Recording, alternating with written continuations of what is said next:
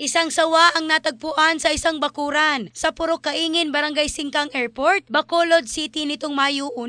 Agad rumisponde ang Bacolod City Fire Station Special Rescue Force matapos i-report ang insidente. Batay sa paunang ulat, natrap ang sawa sa isang lambat na nasa loob ng bakuran. Matapos ang ilang pagtatangka, matagumpay itong na-rescue gamit ang snake catcher. Walang naiulat na nasaktan sa insidente. Agad ding isinuko ang nasabing sawa sa DENR Penro, Negros Occidental para sa tamang pangangalaga at disposisyon. Patuloy ang paalala ng mga otoridad sa publiko na agad ipagbigay alam sa mga kinauukulan ang anumang kaparehong insidente upang matiyak ang kaligtasan ng lahat. In the heart of changing lives, ako si Michelle Craste ng Brigada News Philippines, the Music and News Authority.